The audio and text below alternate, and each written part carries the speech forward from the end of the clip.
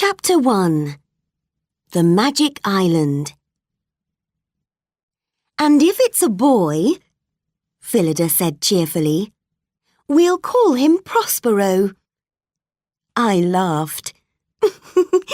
Poor child. But why Prospero? Oh, of course, because of Prospero in The Tempest. Corfu was Shakespeare's magic island in The Tempest, wasn't it? Yes.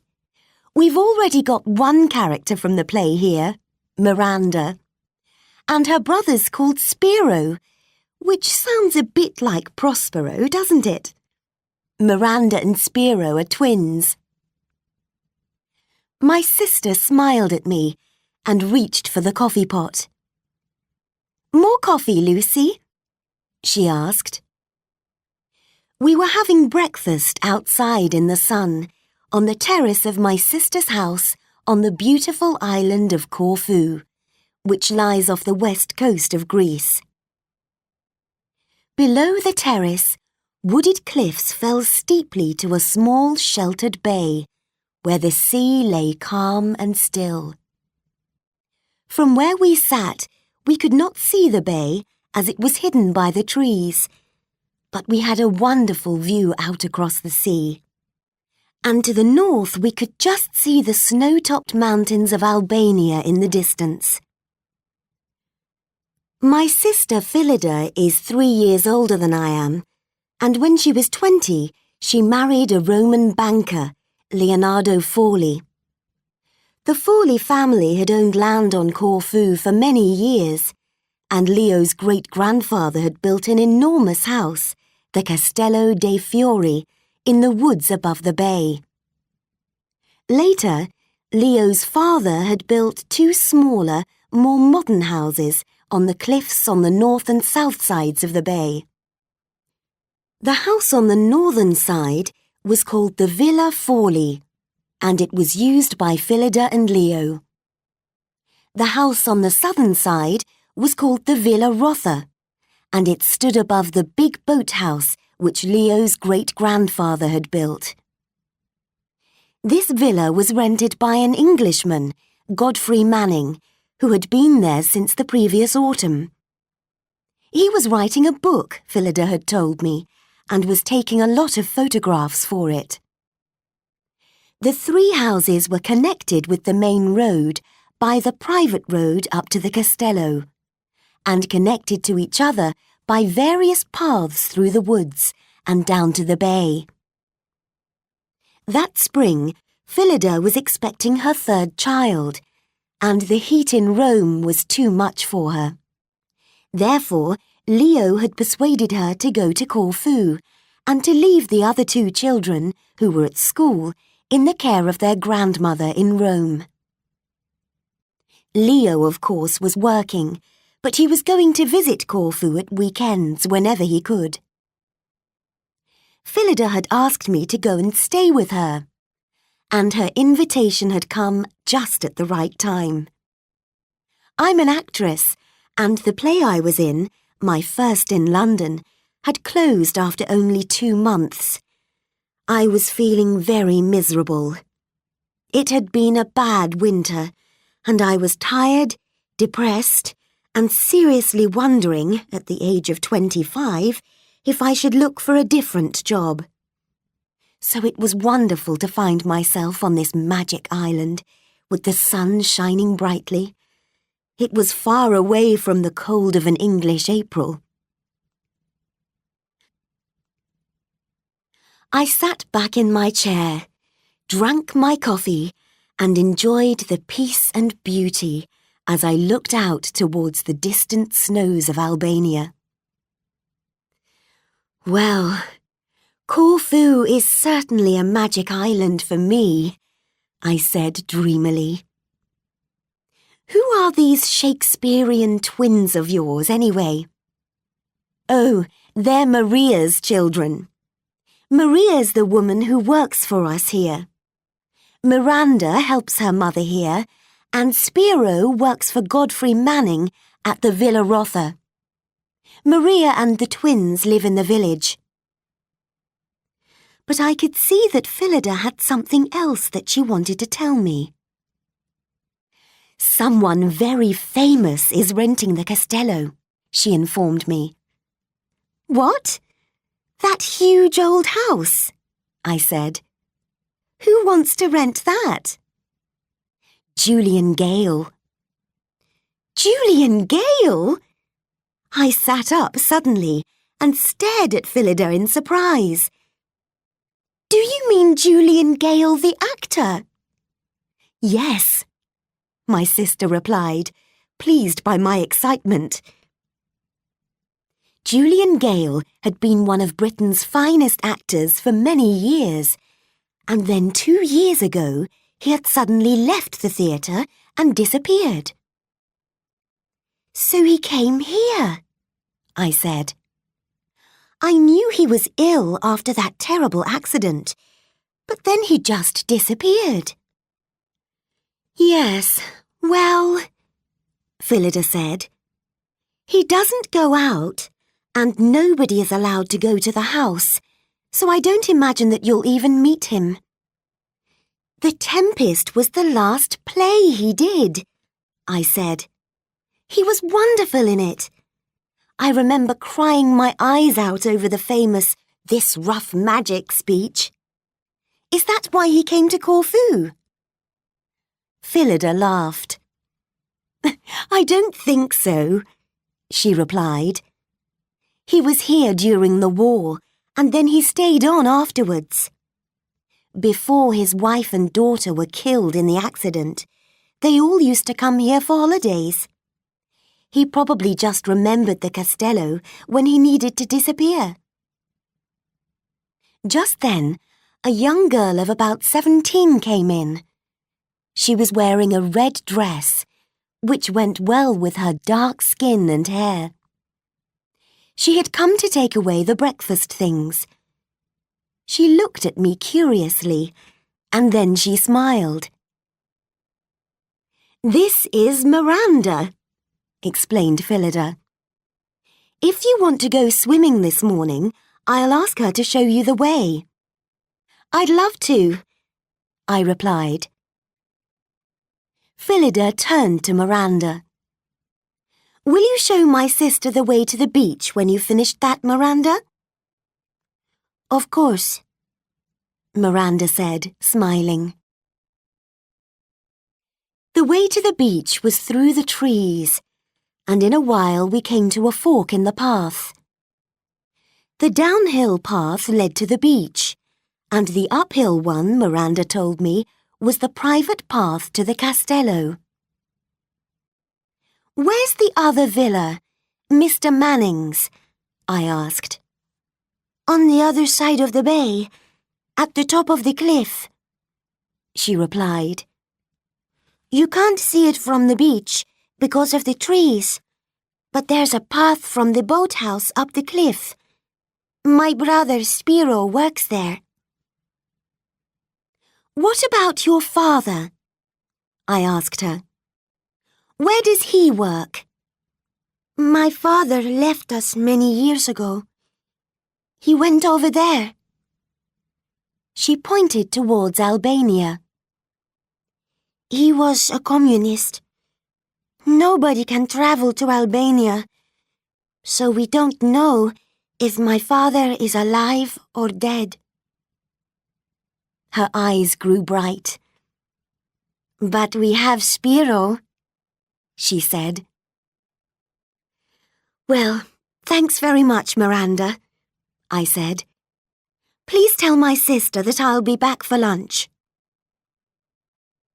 I turned down the steep path under the trees. At the first bend, I looked back. Miranda had gone, but I thought I saw something red on the forbidden path to the castello. Chapter 2. A Meeting. The bay was very quiet, and there was no one else there. I changed into my swimsuit very quickly under the trees. Then I crossed the hot, white sand. The blue-green water felt cool and silky, and I swam gently along near the shore. Then I turned and floated lazily on my back, with my eyes closed against the bright sun. Suddenly, I felt something cold swim past my leg.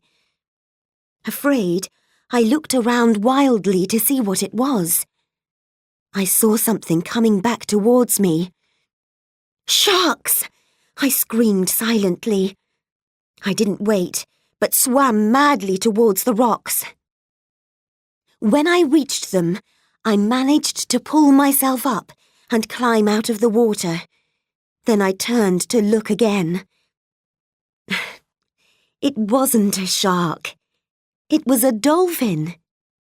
He lay quietly in the water and looked at me with his bright eyes. I watched him in delight. I knew what he wanted. The dolphin was inviting me, Lucy Waring, to go into the water and play with him. But as I was about to go back into the water to join him, I heard a strange sound. Something flew past my ear and hit the water in front of the dolphin. It happened again. And suddenly, I realized what was happening. These were bullets. Someone was shooting at the dolphin. The shots were coming from the woods above the bay, and I shouted as loudly as I could, "Stop that shooting! Stop it at once!" I swam forward quickly into the sunlight. I hoped that my rough movement would frighten the dolphin and that he would swim away from the danger. It did frighten him. He went under the water and disappeared. I turned to look up at the cliffs. I could see the top of the Castello dei Fiori and its terrace. There was a man standing there watching me. It was not Sir Julian, because this man was too young and too dark. Perhaps it was his gardener. I was very angry. Quickly, I picked up my things and ran towards the steps which led up to the terrace. The man waved to me and pointed southwards. "That way, please," he shouted in English. I didn't listen. I was going to tell him what I thought, and I went up those steps fast. Suddenly, I came face to face with the man. He had come down to meet me and was waiting for me. "This is private ground," he said coldly. "Perhaps you'll be good enough to leave the way you came. This only takes you to the terrace and then through the house." I wasted no words. "Why were you shooting at that dolphin?" I asked. He looked surprised and puzzled. "What are you talking about?" he said. "Don't pretend that you don't know. I saw you." "I certainly saw a dolphin," he admitted. "But I didn't see you until you shouted and jumped out from the trees." "But you must have made a mistake. I heard nothing. Anyway, why would anybody want to shoot a dolphin?" "I'm asking you," I said. For a moment, I thought I had said too much. He frowned angrily, and as we stared at each other in silence, I noticed him properly for the first time. I saw a strongly built man of about 30, carelessly dressed, with dark hair and eyes. His appearance suggested an aggressive character, I thought. But there was also something sensitive about the mouth. However, at the moment, the aggressiveness was much more noticeable.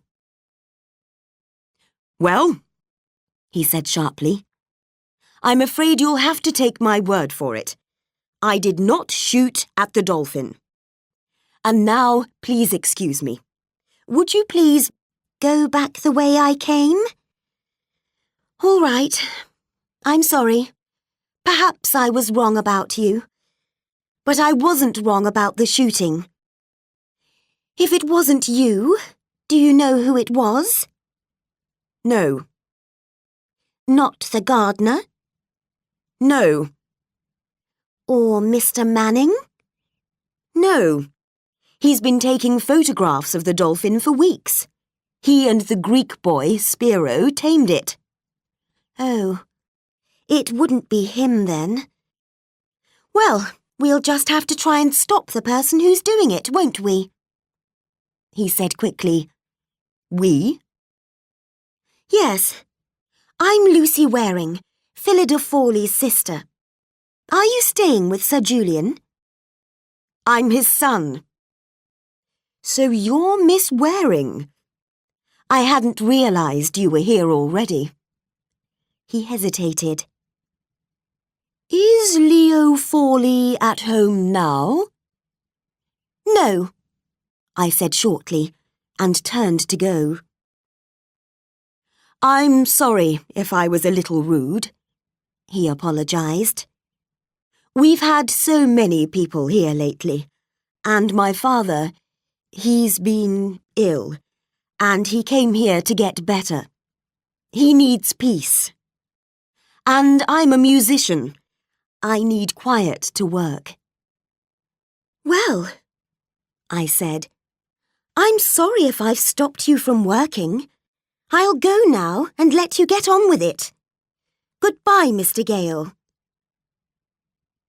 He left, and soon I heard voices and then music. I could be sure that I was already forgotten. Chapter 3. A Death. When I had taken a shower and dressed, I felt calmer, and I was ready to tell Phillida all about the dolphin and the disagreeable Mr. Gale. I went out onto the terrace, but she wasn't there. Miranda and her mother weren't there either. Then I heard the door from the kitchen open, and my sister came into the living room. Lucy, is that you? She called. I'm out here, I replied, and I went towards the French windows which led into the living room. One look at her face made me forget everything. Phil, what's the matter? You look terrible. Something awful has happened. Poor Maria's boy has been drowned. Spiro, the boy I told you about at breakfast. Phil, how terrible. But how? When? Last night. He was out with Godfrey on the boat. You know, Godfrey Manning. And there was an accident. Spiro fell over the side of the boat and was drowned. Godfrey's come over to tell us, and I've just told Maria and Miranda. I've sent them home now. She put a hand to her head. Lucy, it was so awful. Godfrey's still here. Come and meet him. We went through into the living room. At the far end, there was a man with his back to us. He was pouring himself a drink. When we came in, he turned. He was tall and toughly built, with brown hair made lighter by the sun, a narrow, clever face, and tired grey eyes. He was probably about 35 years of age.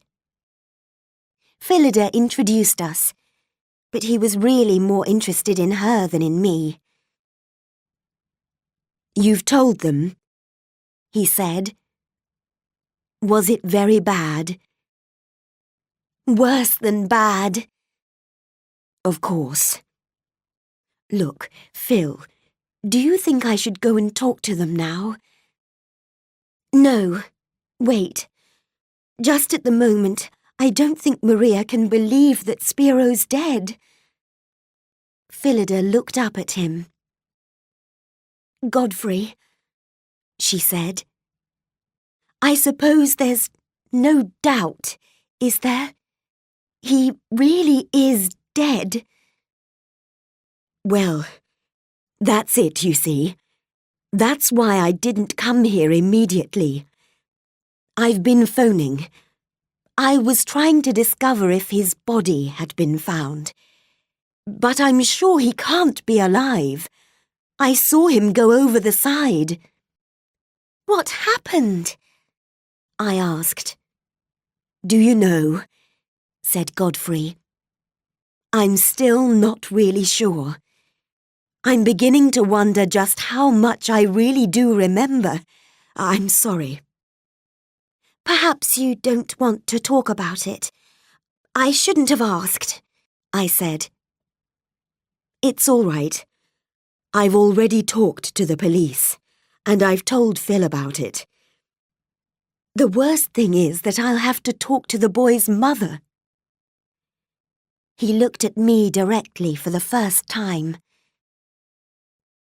You hadn't met Spiro? He asked.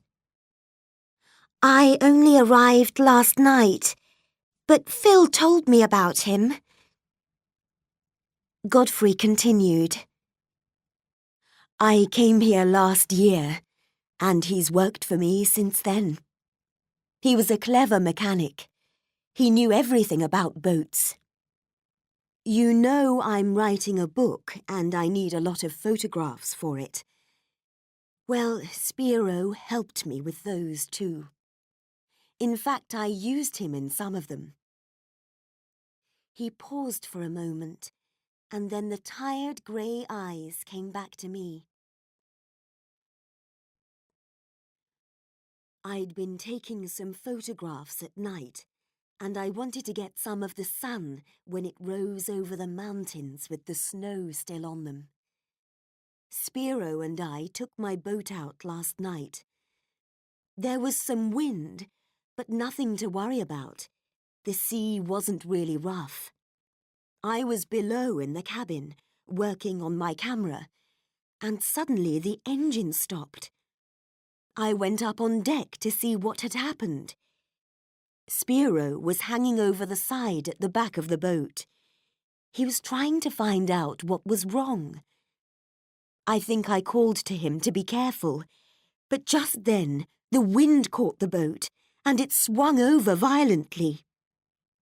Spiro was holding the rail, but it was wet and slippery, and he lost his hold on it.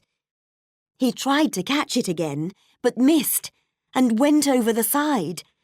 By the time I reached the back of the boat, I couldn't even see him. He had disappeared. He couldn't swim? I asked. Oh, yes, but it was very dark, and the boat was drifting fast. The wind was stronger by then, you see. I shouted again and again, but there was no reply. In the end, I managed to start the engine, and I searched for Spiro for 2 hours, but it was no good. I couldn't find him. You did all you could, said Phillida sadly. Yes, but because I didn't find his body, perhaps his mother will hope that he'll come back. If he got as far as Albania, she could wait for years to discover what happened. Just as she did with his father, I added. He stared at me. His father. I forgot that. Poor woman. And it's worse, because Spiro wasn't expecting to go out with me last night. I only asked him at the last minute. Phillida looked thoughtful. Look, Godfrey, she said. When you go home, you'd better take these photographs with you. It wouldn't be very good for Maria to see them now. Oh, yes, of course. He picked them up, and for a moment he looked unsure of himself.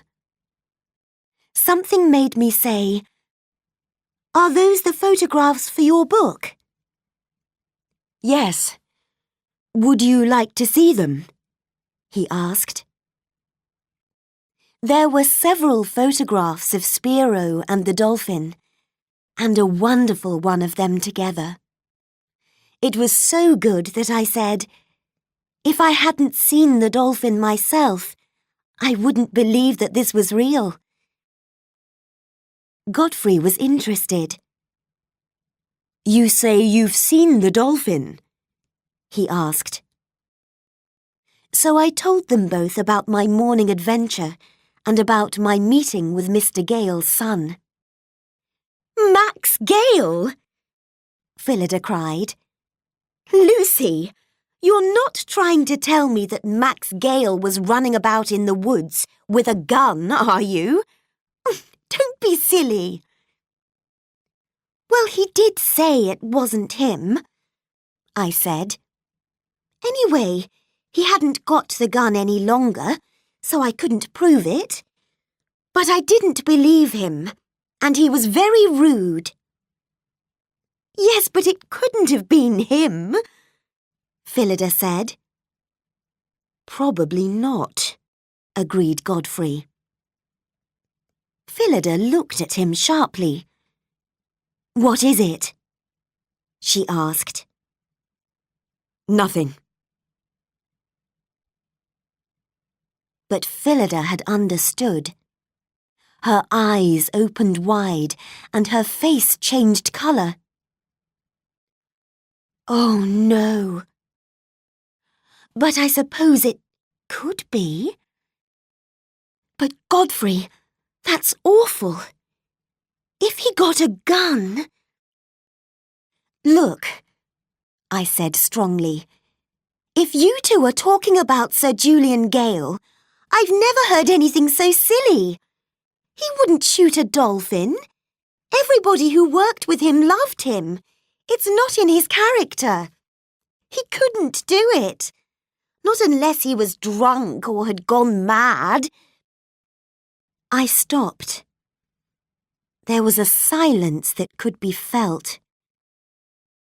Then Phillida turned to me. Look, you know that Julian Gale disappeared after he left the theatre? You know about the car accident 3 or 4 years ago when his wife and daughter were killed? Yes, of course. What happened? Was he ill? Yes, he was, I suppose. He had a nervous breakdown. He was in hospital for over a year. They say that he's better now, and he does go out sometimes to visit a few friends. But there's always someone with him. I said dully, You mean they have to watch him? You're trying to tell me that Julian Gale is... I paused. Why was it so difficult to put it into words? Oh, look, said Phillida. When I met him, he seemed perfectly normal. There's probably nothing wrong. He just wants peace and quiet. And Max Gale wants to be left alone to work. He's writing the music for a film of The Tempest. That's probably why young Adoni guards the place. Young who? I said. Adoni, the gardener. She turned to Godfrey then and said something about Adoni. He had been a close friend of Spiro. Phillida added something about Adoni, Miranda, and a dowry. Suddenly, Godfrey Manning said, I must get back home, in case anyone phones with some news. By the way, Phil, when is Leo coming over? I'm not sure, but certainly for Easter, with the children. Godfrey said goodbye and left. Phillida and I sat in silence until the sound of his car was lost in the distance. Come on then. Where's lunch? I said. I'm hungry. As I followed Phillida out of the room, I thought that the Gales probably knew about Spiro by now. I had seen Maria and Miranda when they left the house. They had taken the path that led only to the empty bay or to the Castello dei Fiori. Chapter 4. Another Meeting. Days went by. Peaceful, lovely days. Every day I went down to the bay to swim. Sometimes the dolphin came, and I never left until he did. I wanted to be sure that nobody shot at him again. I also watched the terrace of the Castello, but there was no more shooting. There had been no news of Spiro, and Maria and Miranda came back to work the day after his death. They moved about the house sadly and silently. Miranda's eyes were often red from crying, and Maria stayed in the kitchen most of the time. On the Sunday before Easter, I went into Corfu town to watch the procession. This is one of the 4 times in the year when the body of the island saint, Saint Spiridion, is brought out of the church and carried through the streets. The people believe that he takes care of the island and those who live there, and they love him very much. Therefore, the town was very crowded. Spiro's name was really Spiridion too, and I wondered if Miranda was there. As the procession passed near me, there was a moment's silence, which was broken suddenly by the sound of a woman crying. I turned round. It was Miranda. When the procession moved on, the crowd began to leave, and I saw Miranda walk quickly away. I went back towards the place where I had left the car. Just then, I saw Miranda again. She was standing with her back to me, but her hands were up to her face, and I thought she was crying. I hesitated, but a man who had been standing near went and spoke to her. He seemed to be trying to persuade her to go with him, but she shook her head. I decided to go and speak to her. Miranda, it's Miss Lucy. I have the car here. Would you like to come home with me? The young man turned round. Oh, thank you. That's very kind. You must be Miss Waring. He was very handsome, and he looked about 19. Why, yes, I said in surprise, and then I realized who this was. And you're Adoni? Yes, he replied, and he smiled.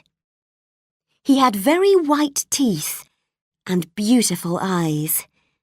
In fact, he looked just like a young Greek god. When we reached the car, he took the keys from me and helped Miranda into the back. Then he came and sat beside me in the front. As we were driving, I asked him quietly, "Will Miranda and her mother have enough money now that Spiro's gone?" "They'll be cared for," he replied confidently. "I'll marry Miranda. There's no dowry, but that doesn't matter. Spiro was my friend. Of course, Sir Gael may give her a dowry. I don't know. It won't make any difference. I'll take her with or without a dowry. Sir Gael will arrange the marriage." "Sir Julian?" "Yes, He's the twins' godfather. Have you met him yet, Miss Waring? No. You've met Max, though, haven't you? Yes. I decided to talk about something else. Do you ever go out shooting, Adoni? I asked. He laughed. No, Miss Waring. I didn't shoot at your dolphin. No Greek would do so. Ah, here we are. Thank you very much. I'll take Miranda to her mother. Then I've promised to go to the Castello. Max wants to go out this afternoon. Perhaps I'll see you at the Castello soon. I don't think so, I replied. I watched Adoni take the silent Miranda through her mother's door, and I thought that it would be nice to have someone to take care of me like that. As I drove away, I realised that if Max Gale was going to be out, at least I could have my afternoon swim in peace. I went down to the bay after tea, when it was not so hot, and afterwards I began to climb slowly up the path to the villa. Suddenly I heard a bird cry out in terror. As I ran up the path, the two parent birds met me, screaming loudly. I rushed forward, and I saw a beautiful white cat, which was about to attack a baby bird. I did the only thing possible, and dived onto the cat, took him gently by the body, and held him. He tried hard to get free, but he didn't scratch or bite. I picked him up and began to carry him away from the birds. He seemed to like this, and he started to purr. But he was very heavy, and finally I had to put him down. He looked up at me, and then moved away and disappeared. I followed him out of the shadow of the trees and found myself in bright sunlight in the middle of a lovely wild garden. All around me were roses, sweet-smelling roses of every colour, all in full flower. I stood still in delight. It was a beautiful, magical place. Then I remembered that Leo's grandfather had planted these roses when he lived in the Castello. Without thinking, I stretched out my hand and began to pick some of them. The white cat reappeared and sat on the top of a bank watching me. Suddenly, I heard a beautiful voice coming from just above me. I'd heard this voice many times before in dark London theatres. It was Sir Julian Gale. The rose garden, I now realised in alarm, was at the foot of the terrace of the Castello, and Sir Julian was standing there, looking down at me through some bushes. I tried to explain about the cat, but he saw the roses in my arms. Ah, he said, smiling pleasantly. You've been stealing my roses, I see. Oh, I never thought...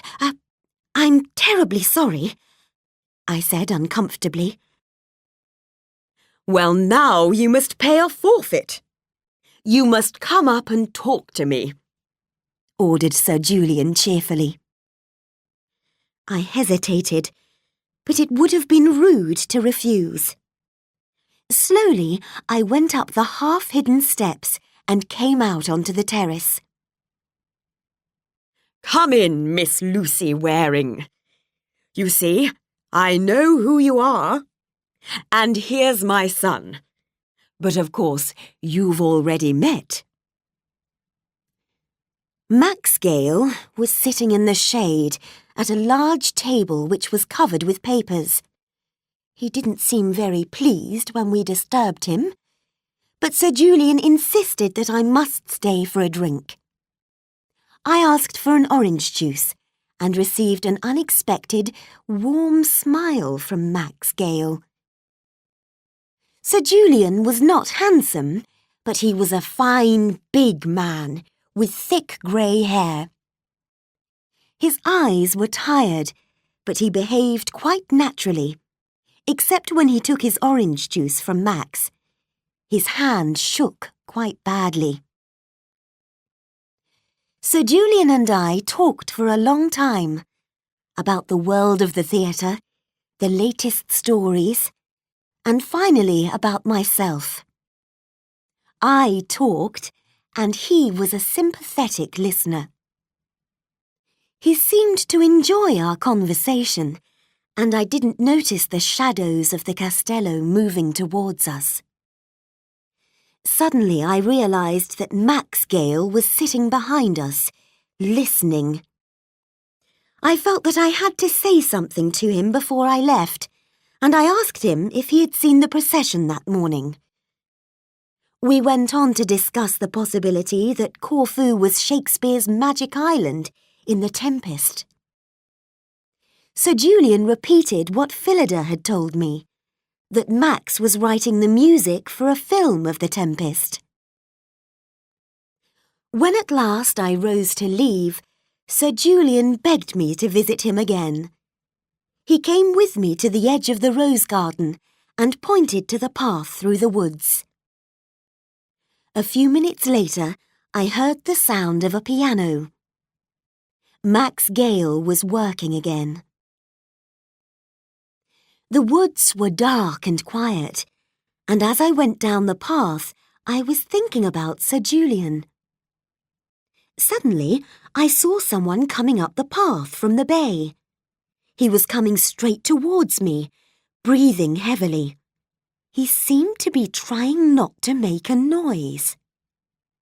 I stepped back behind the trees and waited. He was Greek. Someone I hadn't seen before, a young man.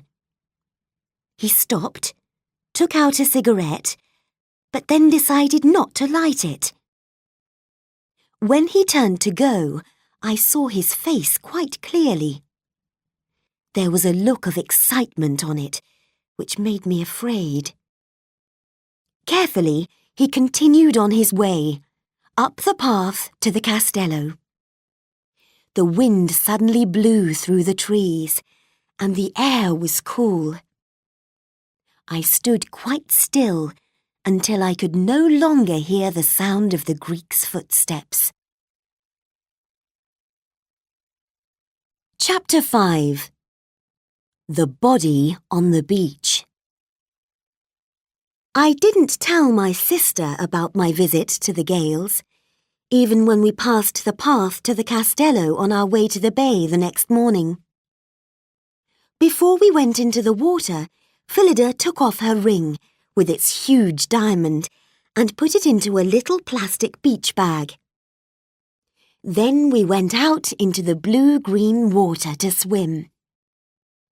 I looked for the dolphin, but he didn't come into the bay that day. After a time, we went back to the beach, and we lay there in the sun, talking lazily. Soon Phillida fell asleep, and I went back into the water. Up on the terrace of the castello, I could see Sir Julian, and he waved to me. I waved back. But I was annoyed when I saw someone else watching me from one of the first-floor windows. Because I was angry, I swam over to the rocks, where Max Gale couldn't see me, and came out of the water near the path which led to Godfrey Manning's villa.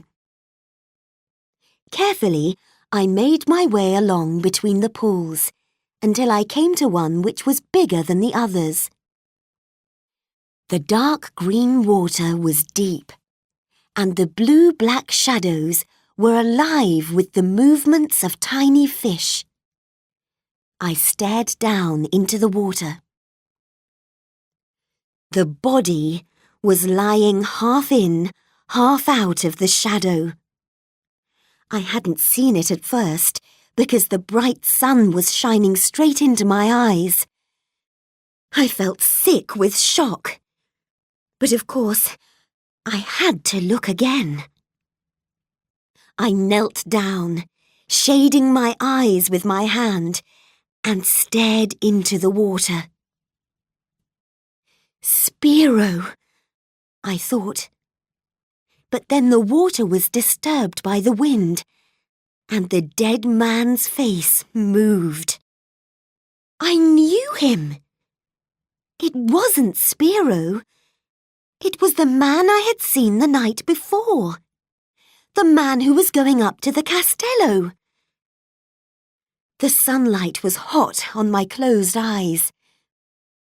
Phillida, I thought. Phillida mustn't see this. I opened my eyes and hoped that I had been wrong, that there was no dead man. But he was still there. With difficulty, I got up and made my way over to the rocks near the path to Godfrey Manning's villa. Suddenly, I heard a noise. It was the sound of the boathouse door closing. I looked up. Godfrey Manning was coming down the path towards me. "Lucy, is something wrong? Are you ill?" he cried. I couldn't speak. I pointed to the pool. "Come and sit down," he said. I sat down on a rock, with my head in my hands, and then I heard Godfrey go over to the pool. There was silence for a few moments. I looked up. Godfrey was standing still, looking down. I could see that he was shocked. He, too, must have thought that it would be Spiro. "Do you know who it is?" I asked. I thought that he hesitated, but then he replied, "Yes, his name's Yanni Zulas. He's from the village." After a moment, he added, "He was a fisherman, but also a smuggler, I think. He made a lot of trips to Albania. I only hope the police don't find out about that, because I'm afraid that Spiro might have been involved with him in some way." "Smuggling?" I stared at him. "Are you saying this wasn't an accident? That you think Yanni Zulas was murdered?" My voice was rather shaky. "Good heavens, no," he replied quickly. "Nothing like that. It must have been an accident." "Has he got a family?" I asked. "Yes, a wife. They live with his parents. They're going to miss him. And the smuggling. That's how they lived so well. Anyway, we'd better go back to my villa and phone the police. Are you all right? Can you move now?" "Yes. But my clothes are in the bay. Phil's there too. She was asleep when I left her." I had just finished speaking when Phillida herself appeared. We tried to pretend that there was nothing wrong, because we didn't want to upset her. But Phillida is not a fool. "Something's wrong. What is it?" she cried. "We'd better tell her," I said to Godfrey. "She'll find out in the end." Godfrey began to explain what had happened. Suddenly he stopped speaking. A shadow fell across me, and then from behind me, Max Gale's voice said, "Is anything the matter?" I jumped. None of us had heard him arrive. He moved like a cat. For a moment, nobody replied. Then Godfrey spoke. "The matter?" he repeated, and all at once I knew that he didn't want to tell Max Gale. I felt cold with fear. "It's obvious that something's wrong. What is it?" Max Gale insisted. In the end, it was Phillida who explained. "Who is it? Do you know?" Gale asked. "Yanni Zulas," I said. "Did you know him?" "Why, yes. A little." All of a sudden his expression changed. "I wonder what time he went out last night. I thought I heard a boat just after midnight." He looked thoughtful. "It must have happened in the last 48 hours. I saw his boat myself on Saturday." And, I thought, you saw Yanni himself last night when he came up to the Castello. Why are you saying nothing about that? But I kept this thought to myself. "Well, I think we should let the police get on with their job now," Godfrey Manning said. "Shall we go? Where are you going?" Max Gale didn't answer. He was already going down towards the pool where the body lay. Godfrey followed him. They stood looking down at the body. Then Max Gale lay down at the edge of the pool and put his hand into the water. When they returned, Max Gale said, "I wonder what the police will think of that. He's obviously been hit on the head quite badly." "Well, let's go and call the police, shall we?" said Godfrey. I still had to get my clothes from the beach. Godfrey offered to go and fetch them, but Max Gale said quickly, "I'll go and get them and bring them up to the villa." Clearly, he intended to come and hear what was said to the police, though no one had invited him to go with us. Godfrey watched him as he went, and his grey eyes seemed strangely cold. Then he saw that I was looking at him. "Well, this way," he said.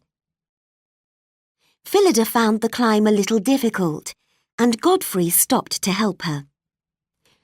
I was in front of them, and at a corner I turned round to look down at the bay. Through the trees, I saw Max Gale down by the rock pool again, lying beside it as before, with his arm in the water.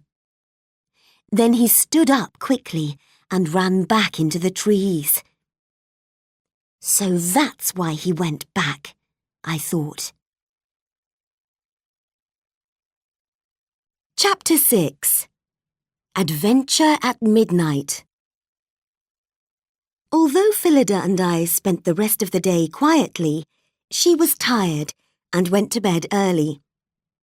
Maria and Miranda had left after dinner, and the house was very quiet. But I couldn't rest. I kept thinking about everything that had happened. The police had been. When they arrived at Godfrey's villa, they went straight down to see the body. The last time Yanni's family had seen him was on Sunday, and Max Gale told the police that he had not seen Yanni since Saturday. Yanni's boat had been found.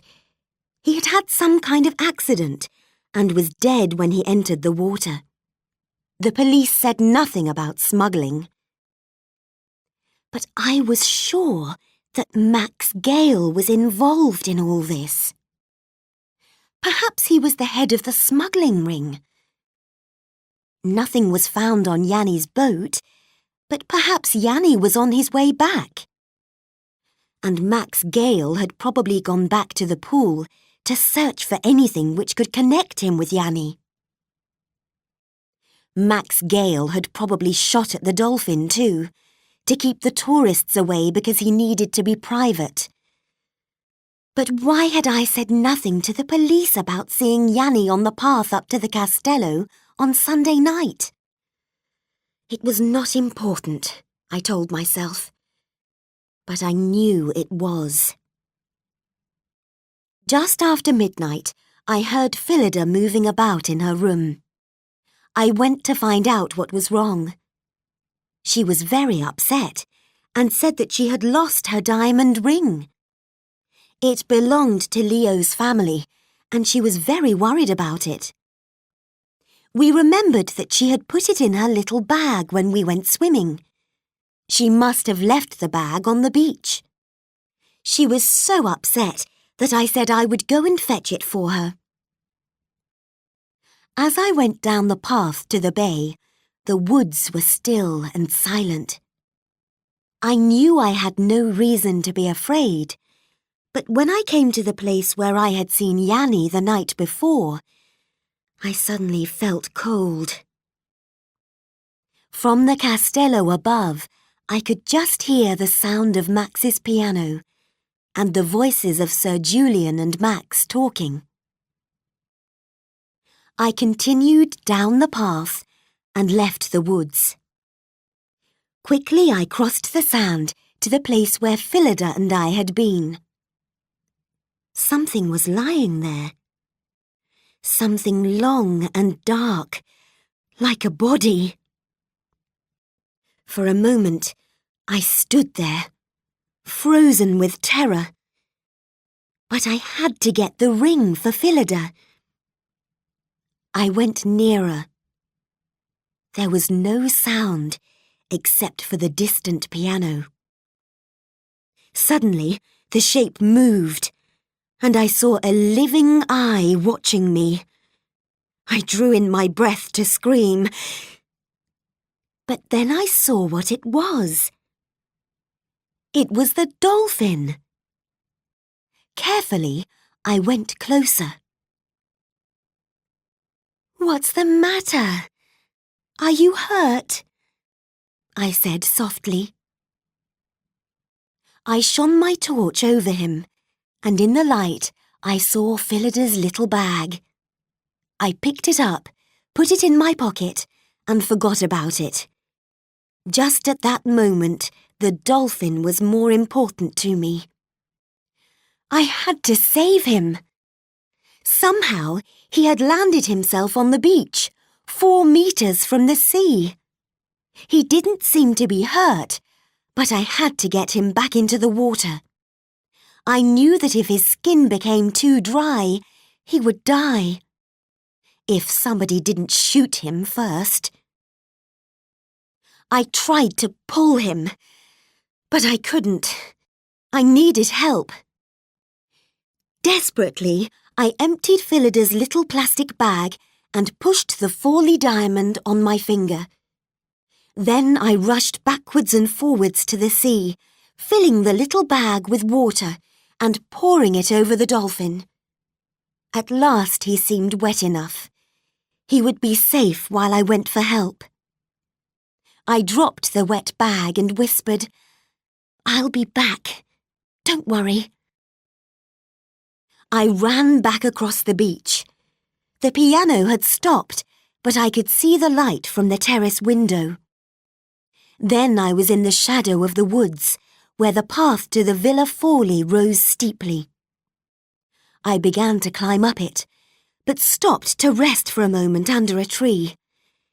Then I set off again. Ahead of me on the path, something moved. I switched on my torch quickly, and I saw a man step off the path. The next minute, there was a sound beside me, and he jumped out at me. My torch fell from my hand, and I was about to scream, but he pulled me to him violently, and his hand came down hard on my mouth. Chapter 7. A Suspect. He was very strong. I fought hard, but I couldn't do anything, although I must have hurt his hand, because he took it away. "Keep quiet, will you?" he ordered in English, and then he pushed my face hard against the front of his jacket. I stopped fighting, and he loosened his fierce hold on me. I pulled my head free. If I screamed, they would hear me in the castello. They could be down here in a few seconds, surely, even Max Gale. "Where have you been?" demanded the man. I stared at him. "You!" I said. "Have you been up at the castello?" "I have not, and if I had—" "Then you've been to the beach. Why?" "I went down to get Phil's ring, if you must know. She left it on the beach this morning. There, you see?" I held out my hand with the diamond ring on my finger. "And now, Mr. Gale, what exactly do you think you're doing? You hurt me." "I'm sorry. I thought you were going to scream." "Of course I was. And why shouldn't I? What have you been doing that's so secret?" "Fishing." "Oh. But you were up there at the castello half an hour ago." "What do you mean? You said you hadn't been to the castello." "I could hear you from the beach. You were playing the piano and then talking to your father." He was silent for a moment, and then he said slowly, "I think you heard a working tape. You see, my father isn't there. He's spending the night with a friend, and I've been out fishing with Adoni." "Then why did you attack me?" "You rushed out onto the path in front of me." "Oh, yes. And yet you still held on to me when you knew who I was. Or didn't you want me to see the others?" "The others?" "The men who went past when you were holding me." "That was Adoni." "Well, you needn't worry," I said. "I'm not going to tell anyone about you. But I know all about it. I don't care what you do, but I do care about Miranda and her mother and your father and Adoni." He had listened in silence, but now he said very quietly, "What are you talking about?" "I suppose poor Yanni didn't do the job last night, so you've been to Albania to do it yourself, haven't you?" "Where did you get these strange ideas from?" "Godfrey Manning told me this morning." "What?" His voice was hard and sharp. I backed away from him, but he quickly took hold of my arm.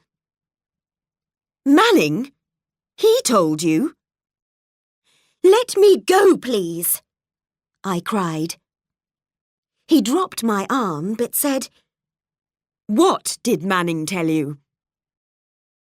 "About Yanni, that he was a smuggler, that he probably had a contact, that he hoped the police wouldn't find out because Spiro was in it too." "When did he tell you this?" "This morning, in the bay, before you came down." "Then you weren't up at Manning's house just now?" "No, of course I wasn't. At this time of night." "Of course. I'm sorry. And did Manning tell you that I was Yanni's smuggling contact?" "No, I decided that myself. I saw Yanni going up to the castello last night. Anyway, you knew that Yanni was going to go out last night because you weren't surprised when you heard he'd been drowned." "You noticed that, did you?" "Yes, but you were shocked." There was a pause, and then he said slowly, "But you didn't tell the police any of this?" He turned to me. My dear, I can't explain, but I must beg you to keep quiet. It's very important. No one must know that I've been out tonight. Don't worry. I won't tell anyone, I promised. He looked at me. Because of Maria and Miranda, I added quickly. And your father. There was another short pause. Then he said, I'll take you home now. These woods are dark, and you were frightened, weren't you? Frightened? No, of course not. Then why were you running back like that? Because I stopped. The dolphin. I had forgotten the dolphin. It was late, I said. I'm all right, really. Good night. But he came after me. I want to be sure that you get home safely. Anyway, my boat's on your side of the bay. I'd like to move it nearer. I was afraid, and he knew it. What's the matter? He asked. Did you meet someone in the bay? No. Then why don't you want me to go down there? I said nothing. If I spoke, I would start to cry. Look, he said. I have to know. Someday I'll tell you why. Something did happen down there, didn't it? It's the dolphin, I said weakly. He stared at me. And you still think I want to shoot it? Look, tell me what happened. When I had finished explaining, he took hold of my arm again. Listen, he said urgently. There's a rope in my boat. I'll go and get it. I'll be quick. Go back to your dolphin and wait for me. Don't worry. We'll save him. But please, be very quiet. Before I could reply, he had gone.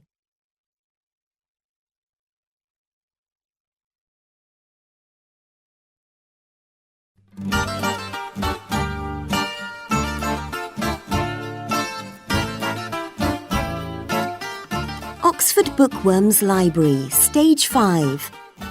This Rough Magic by Mary Stewart. Retold by Diane Mowat. Read by Joanna Hall. Published and copyright Oxford University Press, 1991. CD 2.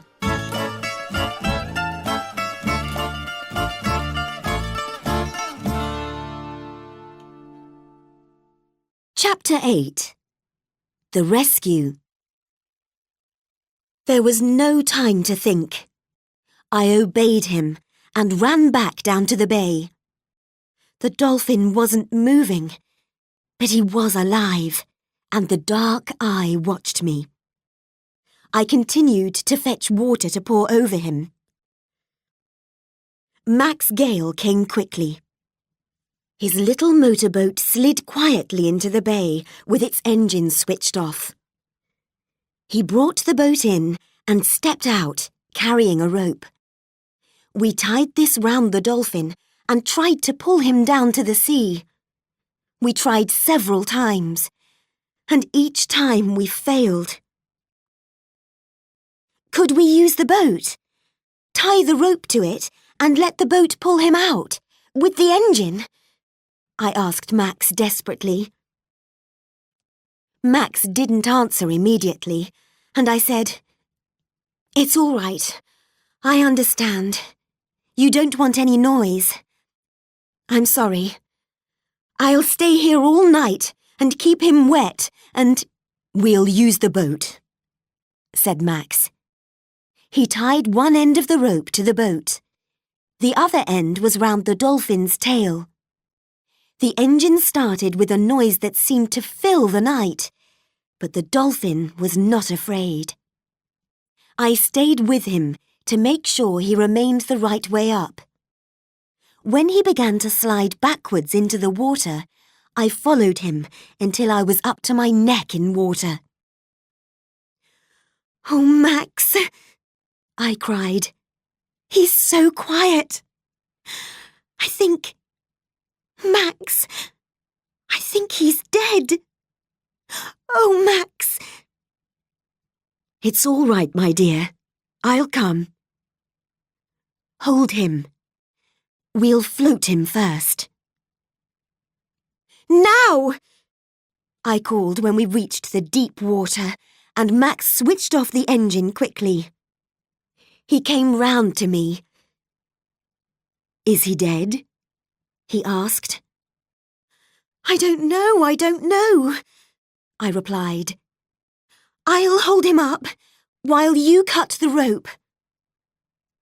"Turn his head towards the sea first," said Max. He took his knife and bent down to cut the rope. It was difficult, and at that moment, the dolphin came to life. "He's all right!" I cried, and suddenly the dolphin pulled out of my arms and swam straight out towards the open sea. Max disappeared under the water, and for a moment I thought the dolphin had taken Max with him. For a few seconds the water covered me too, but when I surfaced again, Max was there by me, holding the cut rope. I caught his arm. "Oh, Max, look! There he goes! He's gone! Oh, wasn't it wonderful?" For the second time that night, he took hold of me and silenced me roughly, but this time with his mouth. It was cold and tasted of salt, and the kiss seemed to last forever. In the cold water, I could feel his body warm against mine. He let me go, and we stood there, staring at each other. "Was that my forfeit for the roses?" I managed to whisper. "Didn't you know how I felt?" "My father did." He smiled cheerfully and moved towards me again. "Oh, Max," I cried. "Not here, in this freezing cold water. It's crazy. Come on out, please." He laughed and let me go. But a second later, he suddenly took hold of my arm, and I saw a light coming along the path from the Villa Rotha. We had just reached the shore when the light caught us.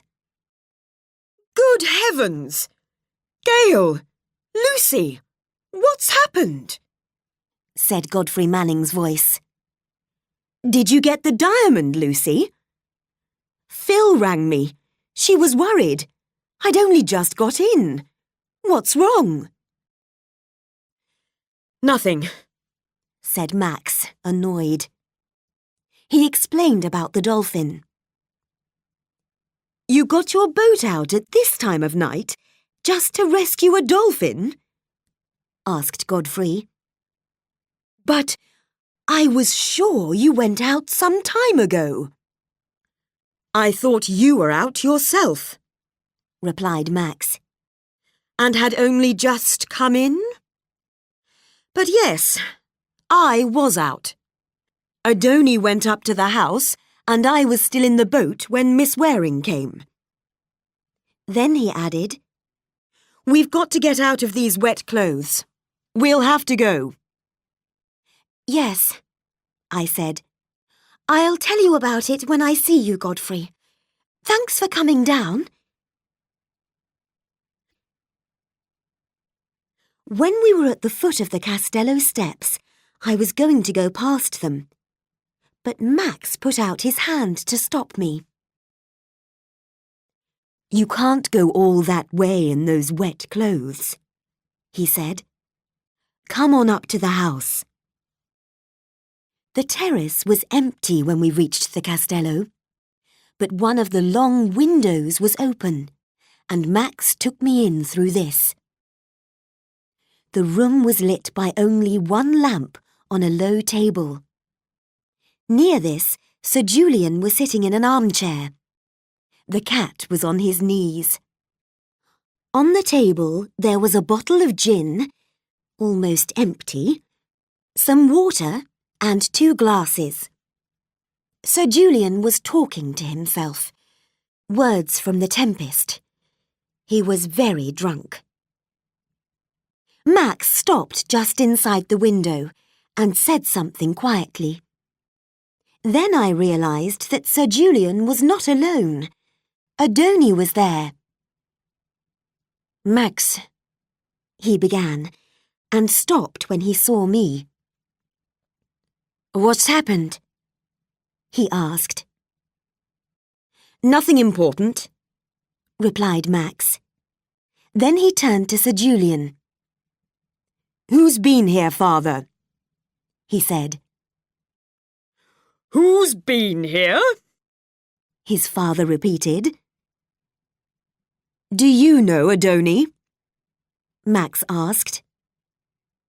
No, I thought the house was empty when I came back. Then I heard voices and found Sir Julian like this, with the tape recorder on. He did say that his friend, Michael Andriakis, was ill. Someone certainly has been here, said Max. Did he say how he got back from town? Then he tried again. Father, who's been here? I had to ask him to come in, said Sir Julian. He drove me back from town. Little by little, Max managed to learn from his father that Michael had had a heart attack. There was no telephone in the house, so Sir Julian went for the doctor, and they put Michael to bed. Then Sir Julian went to fetch Michael's married daughter and her 3 children, so there was no room for him to stay there. Sir Julian went to the garage to see if someone could drive him home. But just then, someone he knew stopped to buy petrol. He offered to drive Sir Julian back. On the way, they stopped to buy the gin. Suddenly, Adoni noticed something on the floor, and he bent down to pick it up. It was a cigarette end. Adoni showed it to Max, and they looked at each other. It is, isn't it? Adoni said. Obviously, replied Max. And he let my father get drunk. But he can't have done that deliberately, because no one knew about my father's problem except Michael and us. Perhaps Sir Julian didn't tell him anything, said Adoni. Didn't tell him anything, repeated Sir Julian happily. I'd better get him to bed, said Max. Look after Miss Lucy, will you, Adoni? Show her the bathroom and the spare bedroom. I'm sorry about all this, Lucy. I followed Adoni up the wide stairs, and we talked about the dolphin. I knew now what Sir Julian's problem was, but my head was full of questions. What were Max and Adoni involved in? They obviously knew who the mysterious visitor was. I had my bath, put on Sir Julian's dark red silk dressing gown, and went back downstairs. Adoni had promised me a hot drink. Chapter 9. Some Answers. The door of the music room was open. The lamp was lit, but there was no one there. Just then, Max came in. He was wearing clean, dry clothes, and although he looked tired, he also looked as tough and as purposeful as ever. "Come on into the kitchen," he said. "Adoni and I are having something to eat. And don't worry about your sister. I've rung her to explain. Godfrey Manning had already rung to tell her you'd found her ring, so she's quite happy." Max made me sit by the warm fire, and I realized that I was hungry. They gave me hot coffee and a plate of excellent food, cooked by Adoni. Adoni asked Max if I spoke Greek, and when Max replied that I didn't, Adoni began to talk excitedly in Greek. Then he took 3 cigarettes from Max, said goodnight, and left the room. Max and I stayed by the warm fire, and I asked, "Is your father all right?" Max looked worried. "Yes. We've put him to bed, but—" He stopped. "Max," I said, hesitating, "I don't think your father told his visitor anything. I think that was why he kept repeating those words from The Tempest, to stop him from saying anything else." Max smiled at me gratefully. "Perhaps you're right," he said. Then he began to talk to me about his father. "He isn't an alcoholic, you know," he explained. "He just drank from time to forget. 4 years ago, my mother and sister were killed in a car accident. My sister was driving, and she lived just long enough to know what had happened.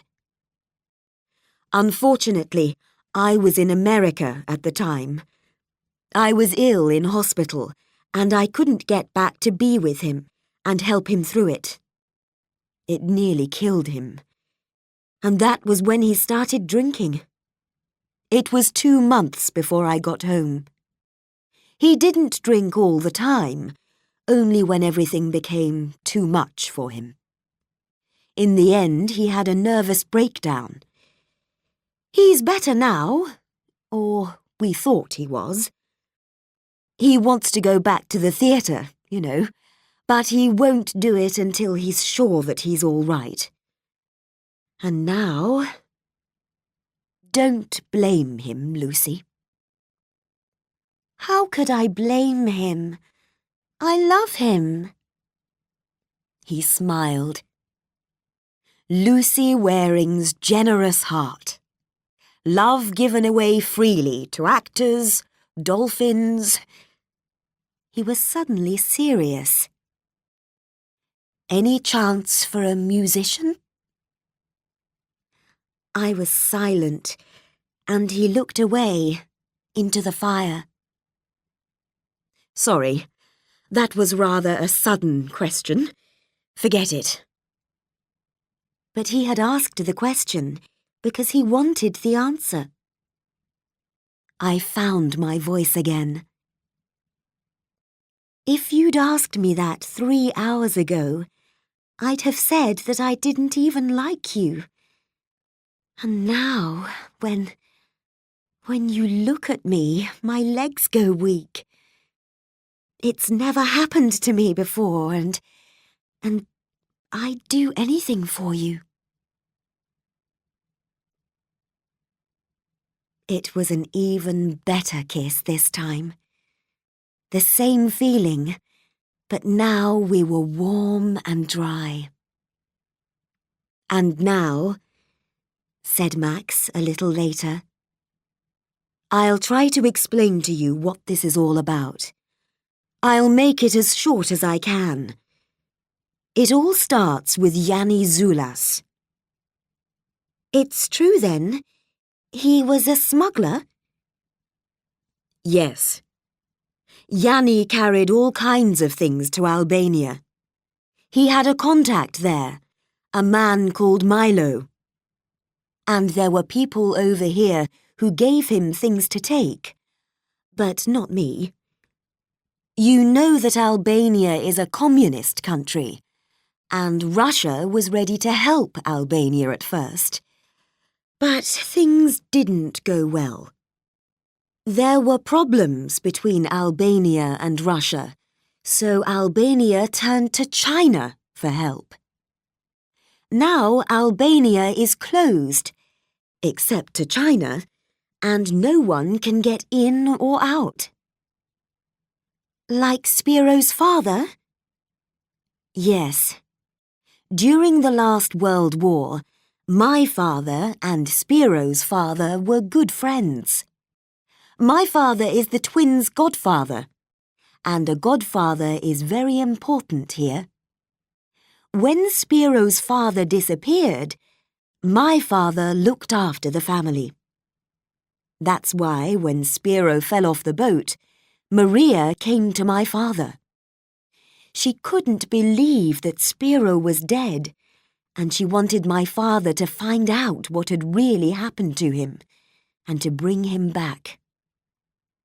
Obviously, my father couldn't do this himself, so I decided to do it for him. The police knew all about it. They were very helpful and gave me all the information they could. We expected that someone would find Spiro's body in Albania. And then, on Saturday night, when he went on his usual smuggling trip, Yanni had news of Spiro. On Sunday, he came to tell us about it. I sat up in my chair. News of Spiro? Good news? Yes. Spiro is alive. He was found on the beach in Albania by some ordinary people who didn't bother to tell the Albanian police. His leg was broken, but he was alive. Obviously, we had to get him out of the country, and Yanni arranged to get him tonight. He came here to ask me to go with him. I stood up. You went with Adoni, didn't you? That's what you were doing. You've brought Spiro home. Max smiled. Yes, we did. He's here now, and he's alive and well. Oh, this is wonderful, I cried. Everyone will be so happy when they know. But Max said seriously, I'm afraid they mustn't know. When the time comes, we'll say that he was found on an island. But don't you see? Spiro's still in danger. Not from Albania, but from someone here. Don't forget that Yanni is dead. I was afraid. But we know what happened to Spiro, I said. He fell off Godfrey Manning's boat. Lucy, Max said slowly. Godfrey Manning pushed Spiro off the boat and left him in the sea to drown. Max! I stared at him. I can't believe that. It isn't possible. Spiro has no reason to lie. Remember, I've talked to Spiro, and that's what he says. And Yanni had told us not to tell Godfrey Manning about Spiro. You mean that Godfrey Manning tried to kill Spiro and that he did kill Yanni? He's a murderer? Well, we're certain about Spiro, but guessing about Yanni. We must talk to Spiro again now. We have to find out why Godfrey Manning was ready to kill 2 people. And I need your help. I've got to take the boy to Athens tomorrow morning, to the hospital, and then to the police. When he's talked to the police, he'll be able to come home. Well, shall we go and see him? Where is he? He laughed. Below us. He's downstairs in the cellar. Adoni is guarding him. Chapter 10. Spiro. I followed Max down to the cellar. The air was fresh and clean, and Max explained that there was a natural cave further along. Suddenly, Max stopped, put up his hand to the wall, and pulled something. A hole appeared in the wall, and Max led me through it. There was a passage which was cut through the rocks. We went down a few more steps. Then, in the light of Max's torch, I saw a face and a gun. Adoni? It's Max. I've brought Miss Lucy. Is he all right? He's fine now. He's awake. We went into a large cave. Spiro was lying on a very comfortable bed. A warm orange light shone from a lamp, and there was a homely smell of coffee and cigarettes. Spiro looked surprised when he saw me, but Max said, This is Mrs. Fawley's sister. She's my friend and yours. She's going to help us, and she wants to hear your story. Max pulled forward a box so that I could sit down. Now, he said to Spiro, if you feel better, try to tell us exactly what happened. The boy began to speak slowly. He said that there had been nothing unusual about the trip that night, only that the radio had said that the weather might be bad. He had told Godfrey this, but Godfrey had replied sharply that it would be all right. They had left just before midnight. The night was black, and Godfrey had stayed in the cabin. He had said that he was working on his camera. He seemed normal? Max asked. Spiro frowned. Well, he seemed quiet, and perhaps a bit sharp with me. But I thought he was still angry with me. Earlier that day, I'd gone into the boathouse to service the engine without asking him first. Go on, said Max. You were out at sea, and the night was black. I thought we were about halfway across towards Albania, Spiro continued. The weather was getting worse, but Mr. Manning didn't want to stop and shelter by the islands. We went on until we were about 4 kilometers out. He came out of the cabin then, and he sent me in to make some coffee. The camera was there on the table, but the light in the cabin was very bad, and he couldn't have seen well enough to work on the camera.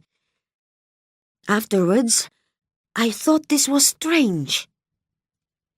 It was also strange that we went out to take photographs on such a dark night. And what happened next was even more strange. The engine stopped, but I knew there was nothing wrong with it. I had serviced it myself that morning. But it stopped, and Mr. Manning called to me.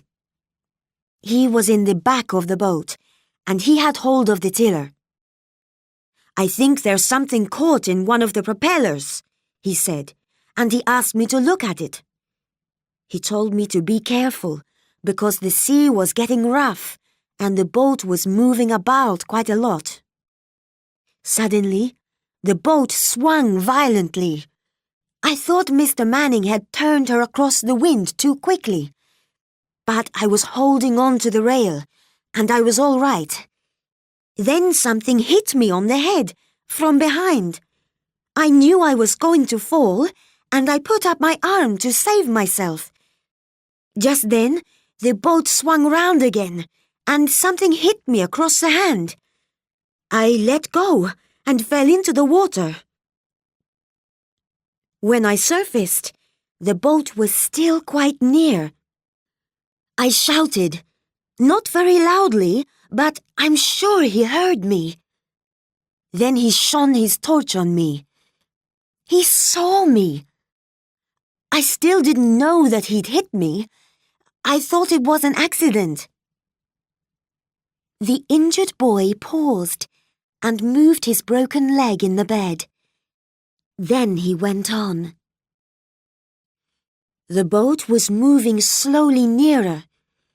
I called out to Mr. Manning, and I began to swim towards him. I saw the starting handle in his hand, but I thought nothing of it. When I reached the boat, he bent over the side and hit me again. However, because the boat was moving about so much, he only got my arm. He had to hold on to the rail himself, so he couldn't point the torch very well. Then the torch went out, and he couldn't see me. At the same time, a big wave came, and it carried me away from the boat. This time, of course, I kept quiet.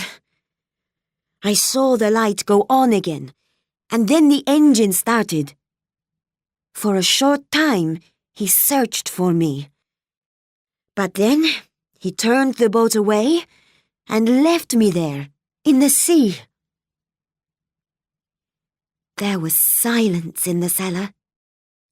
Max's face was cold and hard. But Spiro had been lucky. He was carried along by the sea to the coast of Albania. There, the sea threw him violently against the rocks, and he broke his leg. Fortunately, an old fisherman found Spiro on the beach, took him home, and looked after him. By the time he had finished his story, Spiro was very tired. Max explained that the next day he would get him to Athens, to hospital. After that, they would go and tell the police what had happened. He also promised Spiro that Mr. Manning wouldn't know about it. "The police won't believe me," Spiro protested. "But we have to find out why Manning tried to kill you." "Have you any idea why? Do you think it was because you went to service the engine without asking him first?" Max said. "No." "Do you usually ask him first?" "Of course." "But this time you didn't. Why did you work on the boat without telling him that morning?" Max wanted to know. "Mr. Manning had asked me if I'd service the engine after breakfast, because he was going out in the boat that day. But that morning, I went for a swim very early, before breakfast, and I decided to start work then. I knew where he hid the spare key, so I took it. And when Mr. Manning came down after breakfast, I'd nearly finished. I thought he'd be pleased, but he wasn't. He asked me how I got in. I didn't tell him that I knew about the spare key. I just said the door wasn't locked. He'd left his wallet on the boat, and I thought he was angry because he believed I had stolen some of his money. I'm not a thief, and I told him I'd never go to his house again. But then he said he was sorry, and everything was all right again." Did he ask you then to go out with him on the boat that night? Max said. Yes. Earlier he'd said he didn't need me. That was when he decided to kill you then, said Max thoughtfully.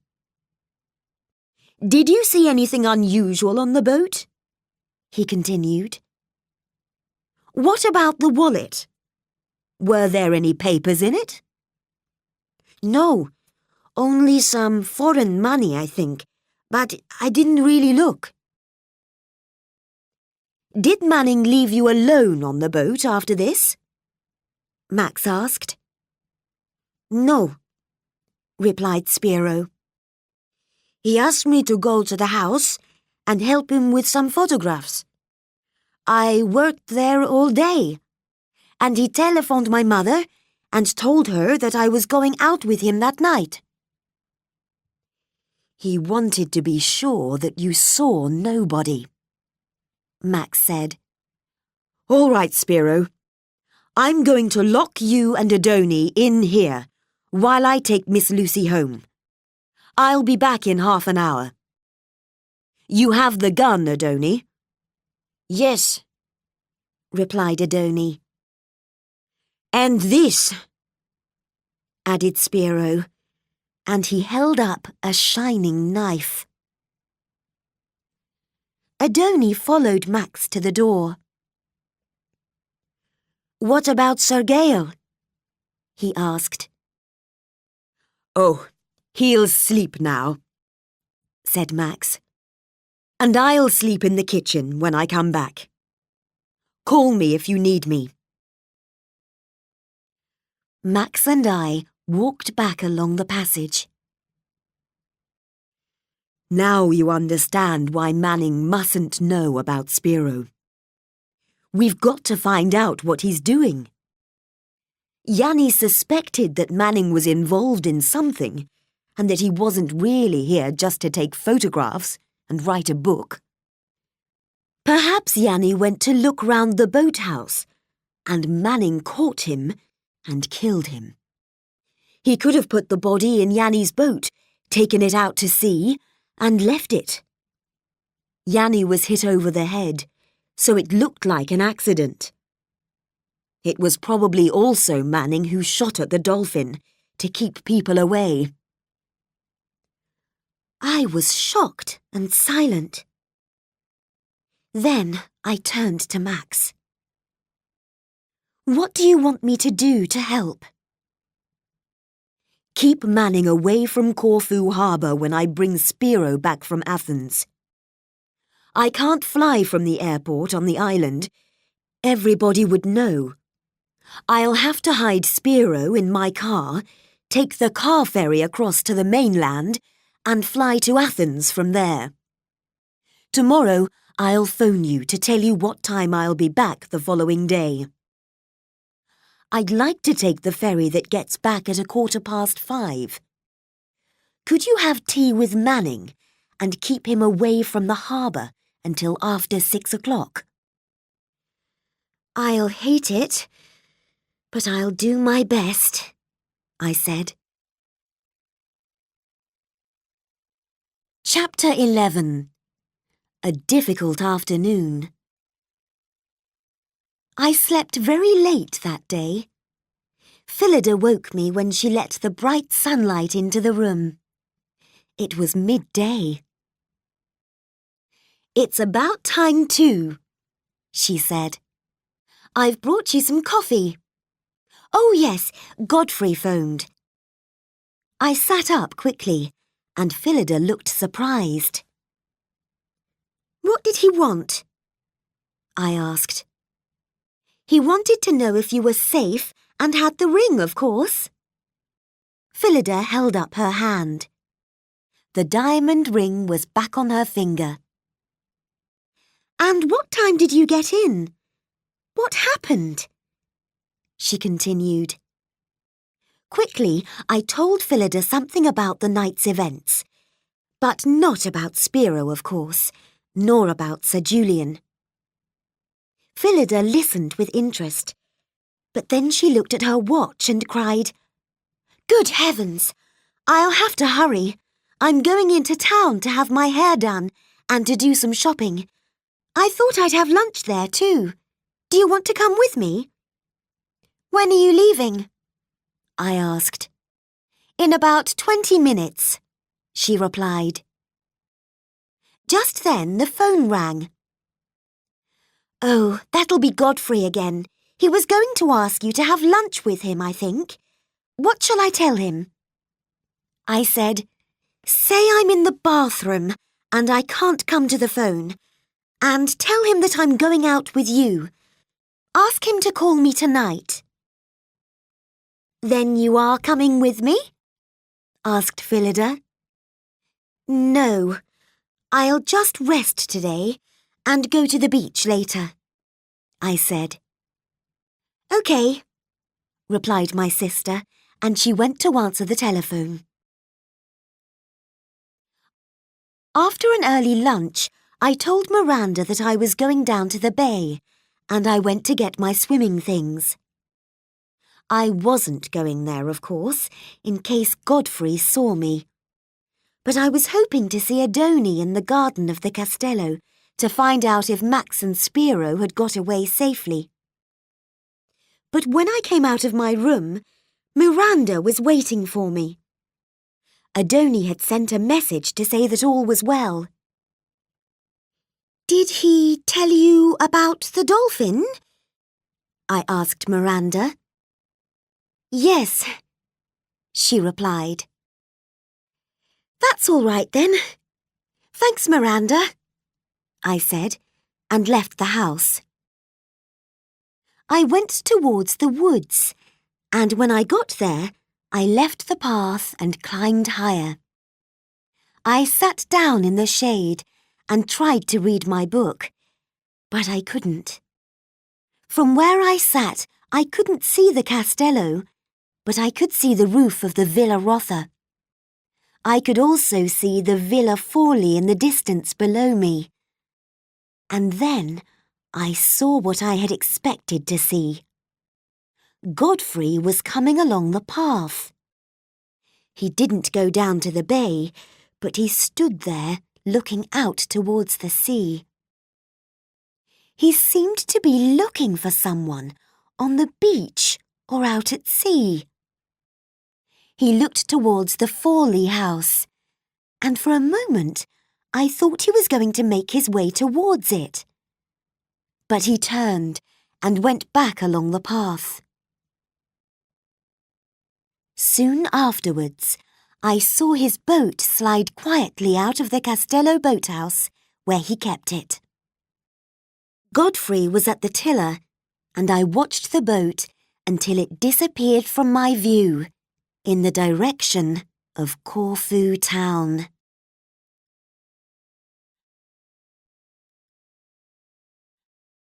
Max phoned me later. Did you get the message from Adoni? He asked. Yes, thank you. He said that all was well. How are you getting on? Well, I'm afraid the police are not very happy about doing anything. They want proof. They don't seem to believe that Manning tried to kill Spiro. They think it was an accident. And Yanni's death, too, Max explained. Well, what about the boy? I asked. Can you bring him home? The hospital says I can, but is it safe? I'm seeing the police again tonight.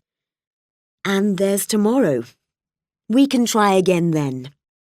I hope to be back at 5:15. That's all right. Nobody will meet you. I'll make sure of that.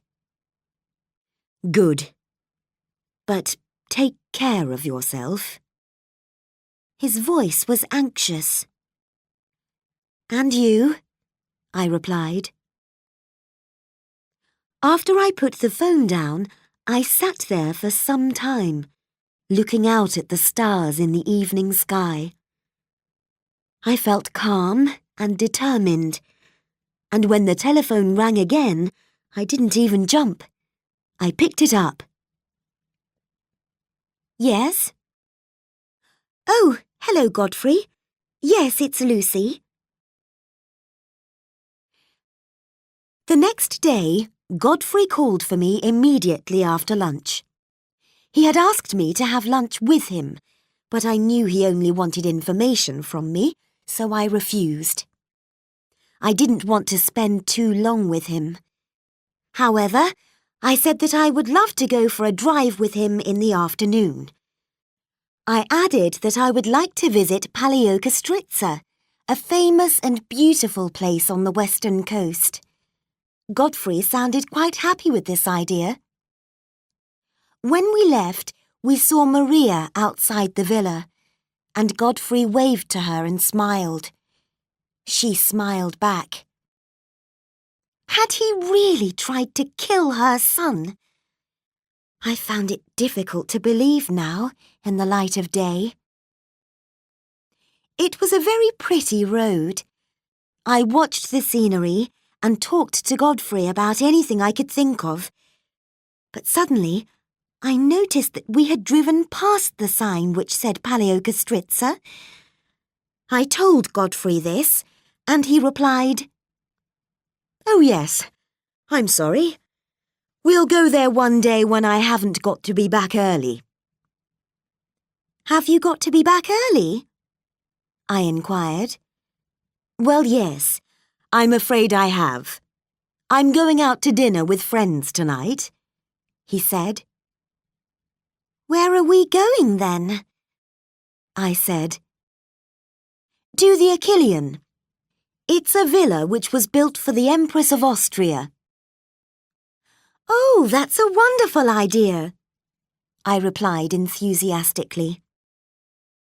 It was a disastrous idea, because to get there we had to go through Corfu town, quite close to the harbour, and to come back we would have to use the same road as Max. I had to make sure that we were not on that road at about 5:30. I looked at Godfrey Manning again. He was so calm and handsome and normal. Then suddenly he said, Now, what happened the night before last at the Castello? Did you see Sir Julian? Well, yes, I did, I said. He was tired, I added. You mean he was drunk? Said Godfrey. How do you know that? I asked. Come on, Lucy. They knew I was with him, didn't they? How could I stop him drinking if he wanted to? He gave a little smile, but there was something about his mouth that was both cruel and frightening. Suddenly, I knew. Of course he was a murderer. I no longer had any doubts. Well, Mr. Gale isn't very pleased with you, I said. I suppose not, Godfrey Manning replied. Where is he today? Oh, Athens, I think. But tell me what happened with you and Sir Julian, I continued quickly. Nothing, really. The old man needed someone to take him home, and I wanted to talk to him. I wanted to find out what I could about Spiro. Everybody on this island tells the Gales everything. But Spiro's death involves me too, he said. And did Sir Julian have any news? I asked. No. Did the Gales say anything to you when you were at the Castello? Nothing. Did they say anything about Yanni Zoulas? Yanni? Oh, the fisherman who was drowned. No, why? Oh, I was just curious. Well, if there is any news about Spiro, Maria will tell my sister and we'll tell you, I said. We drove on for a time in silence. It was obvious that Godfrey wanted to know if anyone suspected that the 2 deaths were not accidents. Perhaps he still had some business to finish. Well, he'd learn nothing from me. Soon we arrived at the Achillean. Well, here we are, said Godfrey, and we stopped outside the palace. I made him look at everything, inside and in the gardens, and from time to time I studied the little guidebook I had brought with me. I had to keep him there as long as I could. But at 4:30, we had seen everything, and Godfrey asked me if I would like to go to Corfu town, where we could get a cup of tea. Oh, no, I said quickly. Isn't there anywhere to have tea in the other direction? The coast that way looks so beautiful. We had tea in a little hotel on the beach, and I pretended to be very interested in everything around me. I told him how much I enjoyed watching the boats on the sea, and we stayed there quite a long time. Suddenly, Godfrey said, "Oh, look, there's the ferry." "Ferry?" I replied. "What ferry?" With some difficulty, I managed to keep my voice calm and unworried. "The boat that goes between Corfu and the mainland," he answered. "It'll be in Corfu in about 20 minutes. Well, shall we go?"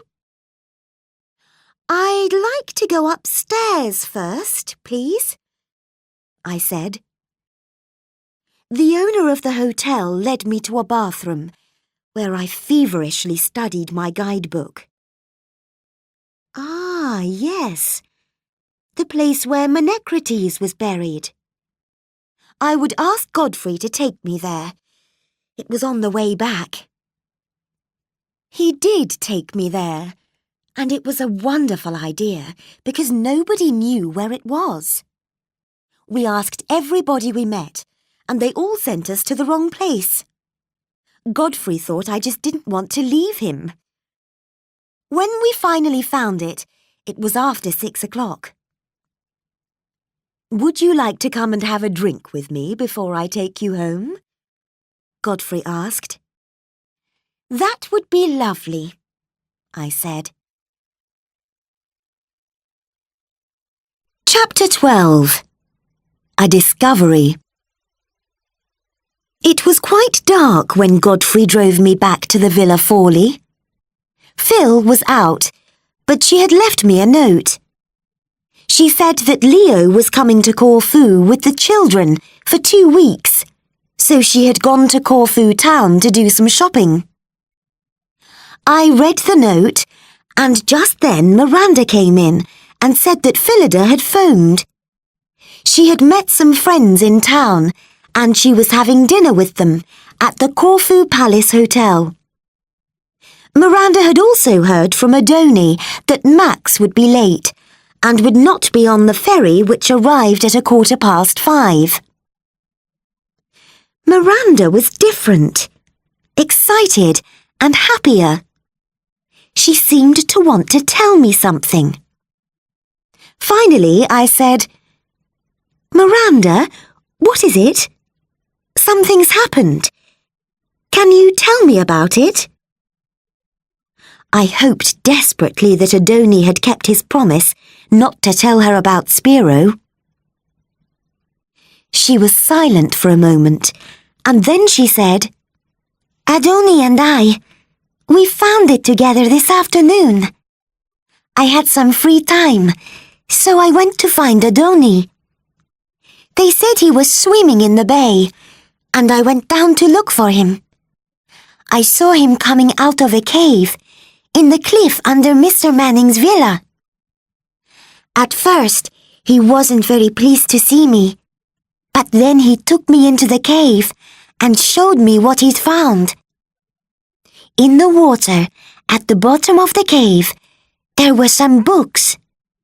They were in foreign writing, and there were pictures. They were covered with little stones, but you could see under the stones. Adoni said they were proof.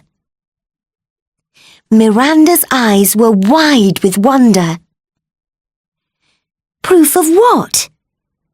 I stared at her, my heart beating fast.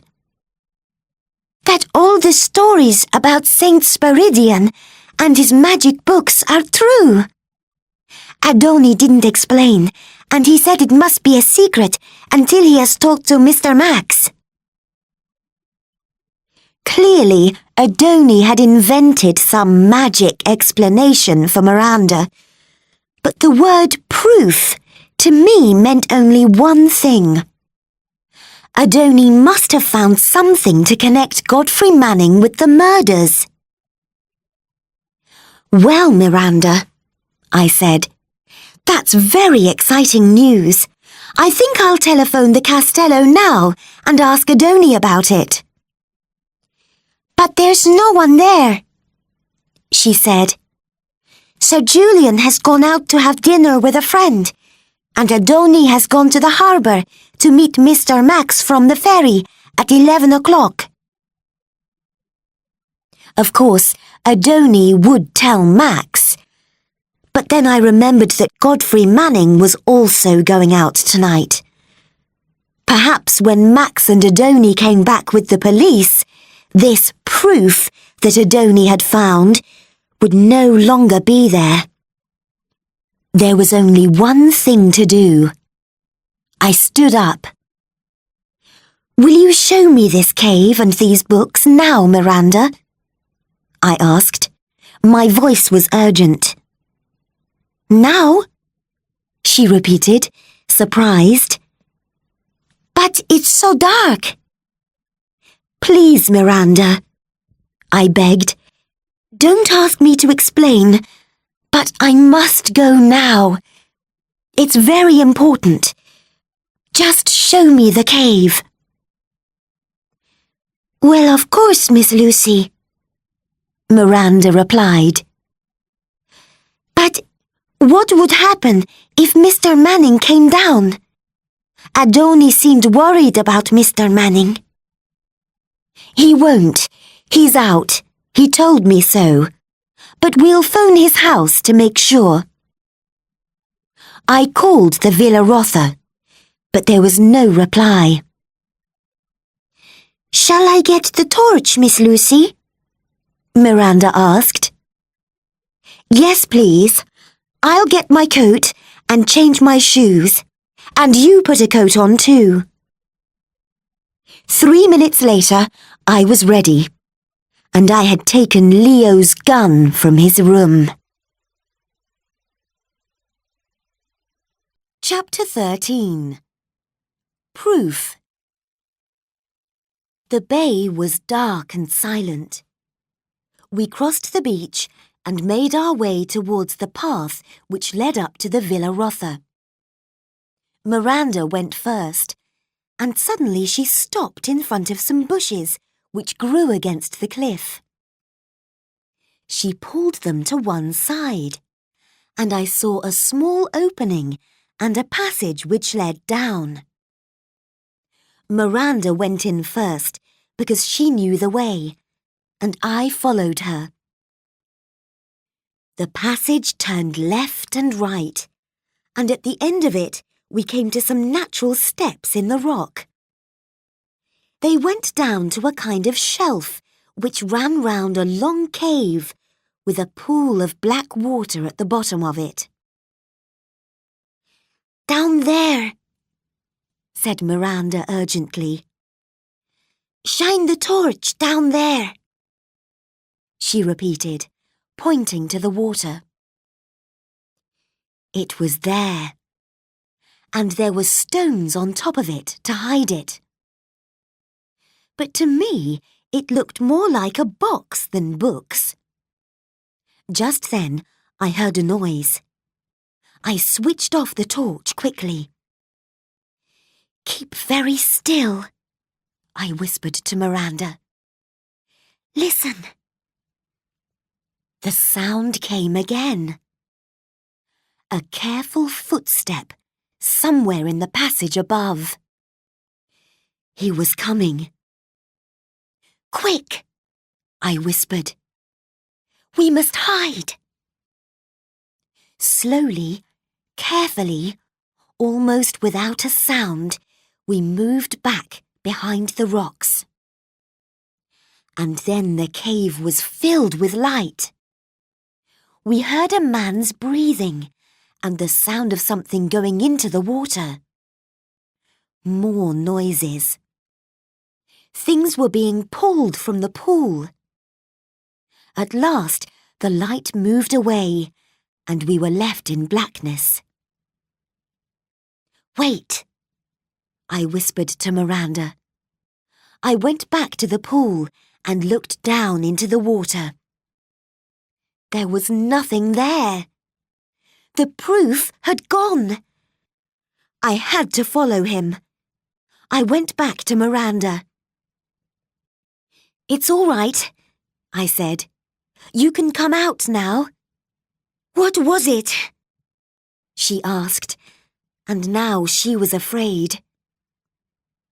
"The books have gone, and it was Mr. Manning who took them.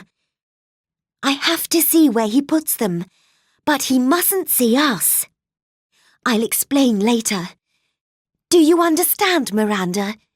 He mustn't see us. Come on." We made our way slowly back up the steps and along the passage. We kept stopping to listen in case Manning was still there.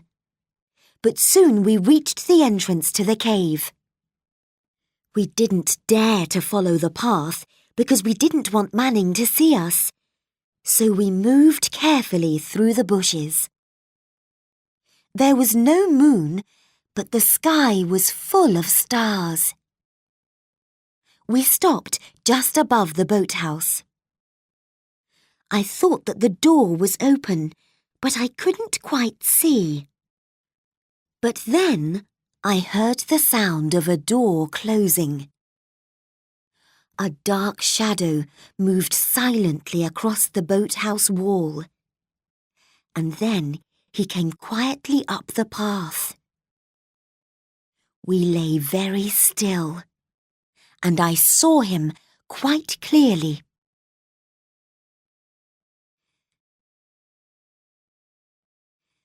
"You saw who it was, Miranda?"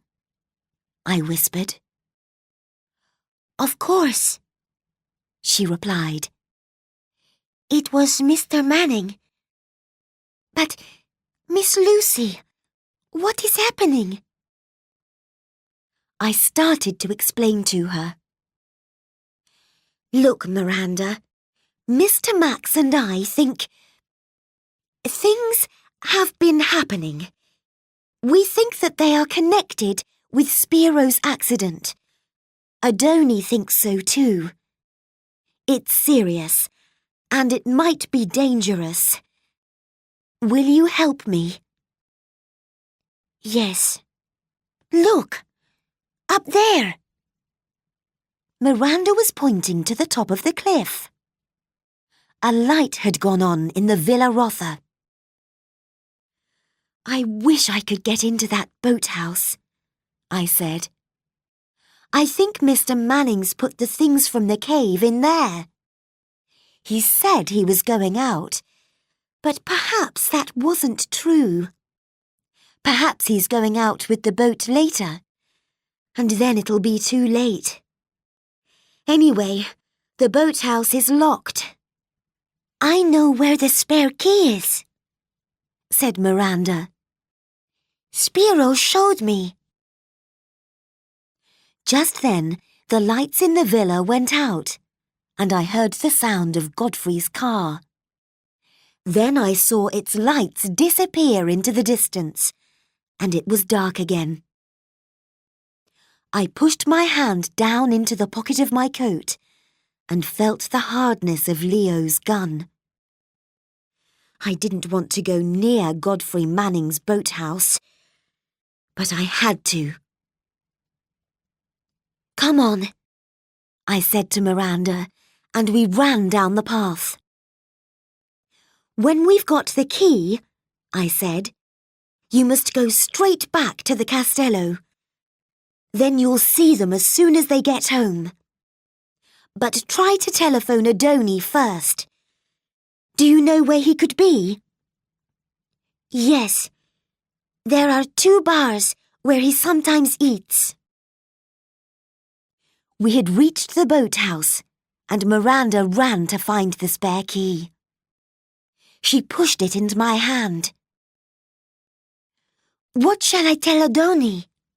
she asked. "Just say he must come straight back here. Miss Lucy says it's urgent. Then wait for him. Lock the door and don't let anyone else in, except Max or the police. If I'm not back when Adoni comes, tell him everything and say that I'm down here. All right?" "Yes," Miranda answered immediately. She turned and ran quickly up the path. I looked up at the dark Villa Rotha, and then, with a trembling hand, I put the key in the lock. The door opened, and I went inside. All round the boathouse there was a kind of narrow wooden platform. There was nowhere to hide except on the boat itself. At the back of the boathouse there was a window, and from this I could just see part of the Villa Rotha.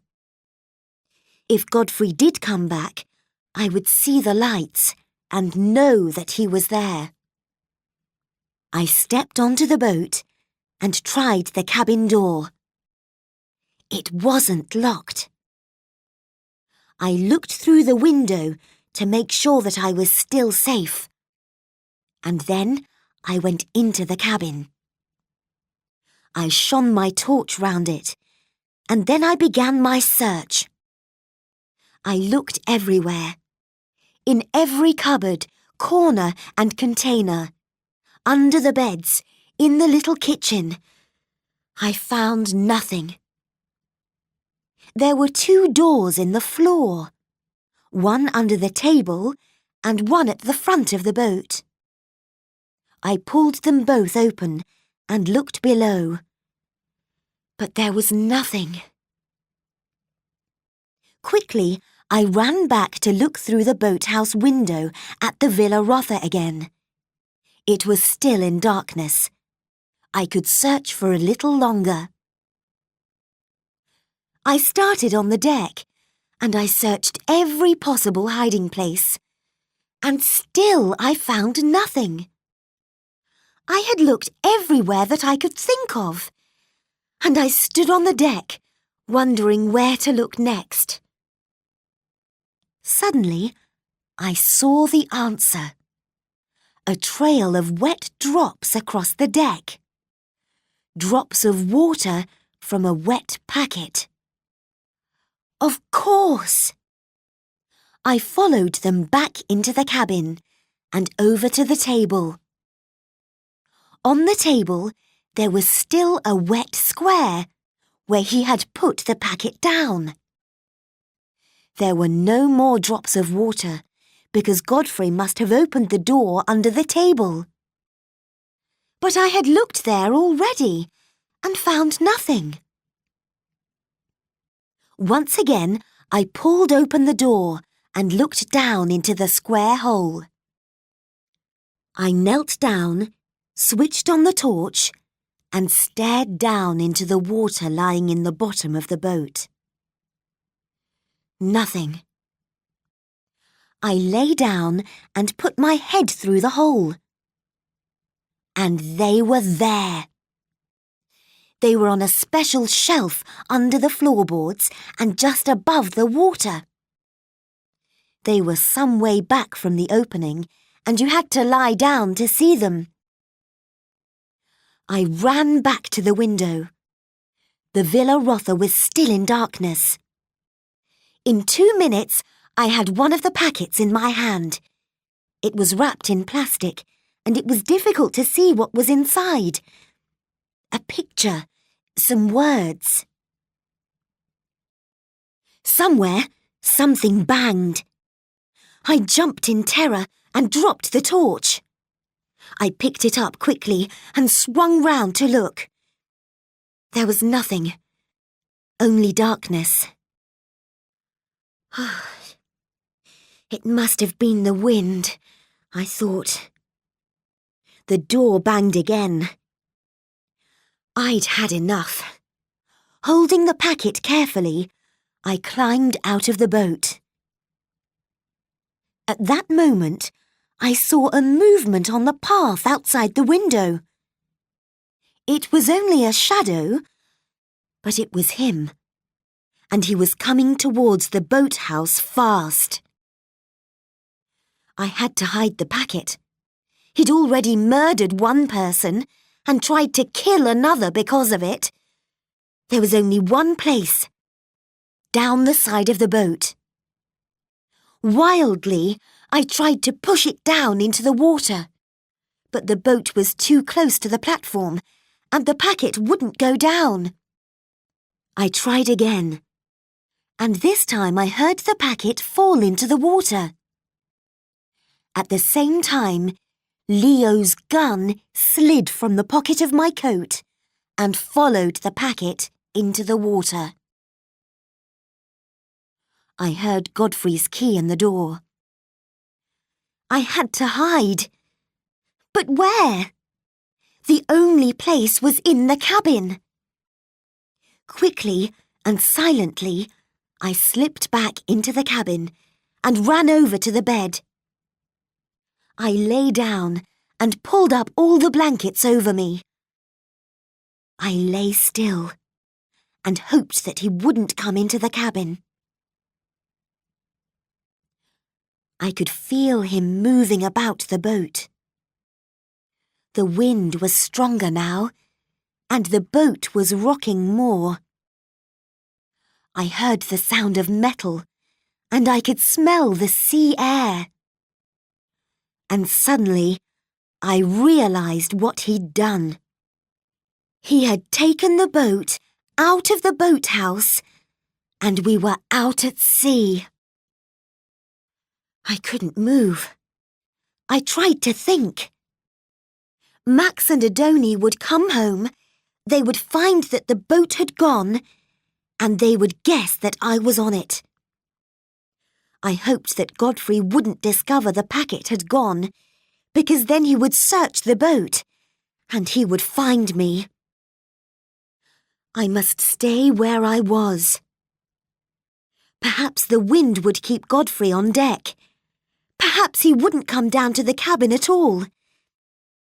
Just 3 minutes later, he opened the cabin door.